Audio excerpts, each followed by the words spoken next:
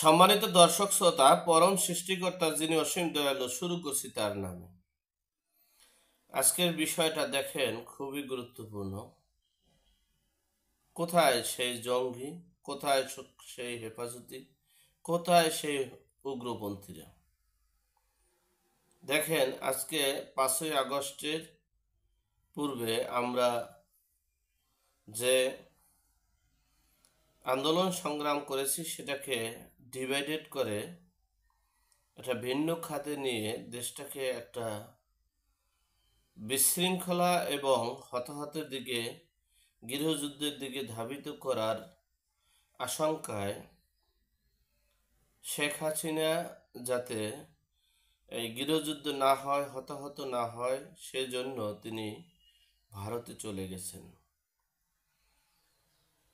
আমাদের কথা হচ্ছে, ভারতে চলে গেছেন ঠিক আছে, তিনি ভালো না, তিনি চলে গেছেন।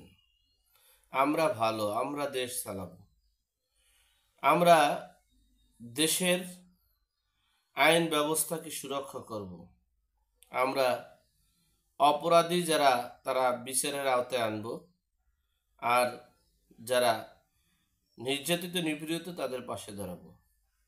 কিন্তু এই উগ্রপন্থী, এই উগ্রবাদীরা কোথায়? আজকে সারাদিনে তো তাদের দেখলাম না, গতকালকেও তাদের দেখলাম না। তারা মিছিল মিটিং করতে নামে না কেন?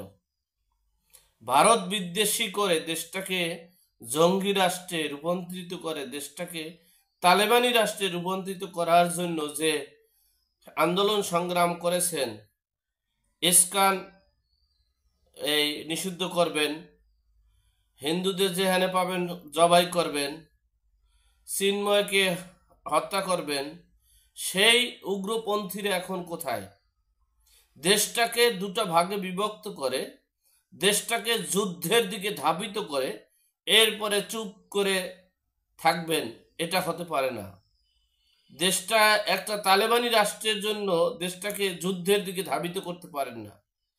আজকে সারাদিনে তো তাদেরকে চেহারা দেখলাম না। তারা মিছিল মিটিং করে না কেন? ইস্কন বিরোধিতা করে না কেন? তারা চিন্ময়কে এই ফাঁসি দেয় না কেন?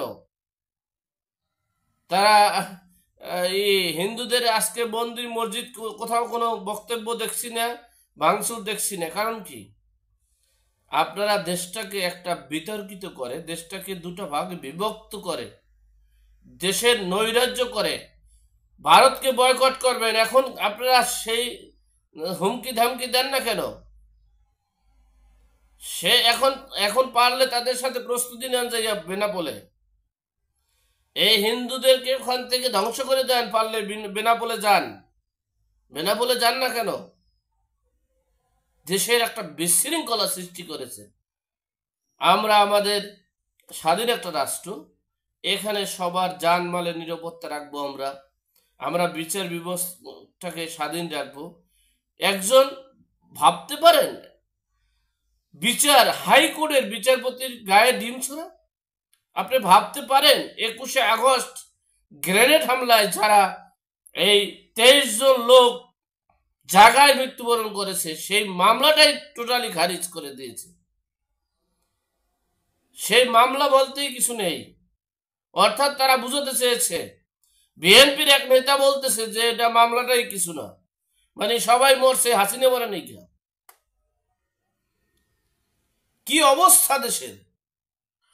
দেশটাকে একটা বিভাজন সৃষ্টি করার জন্য পায়তারা চালাচ্ছে, দেশটাকে একটা তালেবানি রাষ্ট্রে পরিণত করার জন্য। কই আজকে হুঙ্কার দেন না কেন? মামুনুল সাহেব এখন কোথায়? ঘুমান কেন? হেফাজত জঙ্গি শিবির এখন কোথায়? আপনারা চলে যান বেনাপোলে গিয়ে তাদেরকে ধরে ধরে জবাই করেন, ইস্কন নিষিদ্ধ করেন, পারলে চিন্ময়কে ফাঁসি দিয়ে, পারলে কিছুই পারবেন না। সুতরাং দেশটাকে একটা বিশৃঙ্খলা সৃষ্টি করেন না। দেশের মানুষ একটা পরিবর্তন চেয়েছিল, দেশের মানুষ গণতন্ত্র রক্ষা করতে চেয়েছিল, দেশের মানুষ এই অপরাধ একনায়কতন্ত্র থেকে বেরিয়ে চেয়েছিল। পরিবর্তনের থাকলে দেশটা একটা ভালো ব্যালেন্স থাকে। সেজন্য সেই সুযোগটাকে ব্যবহার করে দেশটাকে তালেবানি রাষ্ট্রে রূপান্তরিত করবেন, দেশটা হুঙ্কার দেবেন, হয়ে হুঙ্কার কোথায় আজকে গেল? এখন হুঙ্কার দেন, চট্টগ্রাম তো আপনাদের, আপনারা চট্টগ্রাম যান, বেনাপোলের কাছে যান, যাই হুঙ্কার দেন।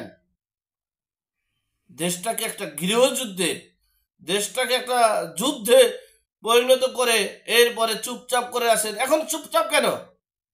আজকে সারাদিন তো আপনাদের কোনো কিছু দেখতে পারলাম না। আপনাদের আজকে কোনো নেই, মিছিল মিটিং নেই। মনে রাখবেন, কোনো কিছু ভালো ভালো নয়। আমরা আন্দোলন সংগ্রামের পক্ষে ছিলাম। আমরা বলেছি কোঠা সংস্কার, কোঠা থাকতে পারবে না, বৈষম্য বিরোধিতা থাকতে পারবে না। সেখানে দেশটাকে আপনি ধ্বংসের দিকে ঠেলে দিচ্ছেন। 21-এ গ্রেনেড হামলা, সেই হামলাটাকে আপনারা অস্বীকার করছেন। দেশে আইন বলতে কোনো কিছু নেই। দেশের মানুষ এখন মব কিলিং হচ্ছে, মব জাস্টিস হচ্ছে, গণহারে হত্যা হচ্ছে, গণহারে লুটপাট হচ্ছে, গণহারে নৈরাজ্য হচ্ছে, যখন যেটা মন চায় সেটা করা হচ্ছে। কতদিন পারবেন আপনারা? একটা কথা মনে রাখবেন, অপরাধের যখন সীমানা শেষ হয়ে যাবে তখন আর আপনার আর অপরাধ করার আর সুযোগ থাকবে না, তখন ধ্বংস হওয়ার পথে হাঁটবেন। দেশের মানুষ অতিষ্ঠ হয়ে গেছে। গতকালকে হাজার হাজার মানুষ তাহাজ্জুদ নামাজ পড়ে আল্লাহর কাছে দোয়া করছে, আল্লাহ এদেরকে ধ্বংস করো। ধ্বংস কেবল শুরু হতে যাচ্ছে। আমি বলছি, আপনারা এখন মাঠে নাই কেন? দেশটাকে একটা জঙ্গি তালেবানি রাষ্ট্রে রূপান্তরিত করে, দেশটাকে বিভাজন করে, দেশটাকে নৈরাজ্য করে, দেশটাকে যুদ্ধের দিকে ধাবিত করে, বহির্বিশ্বের সাথে যুদ্ধের দিকে ধাবিত করে।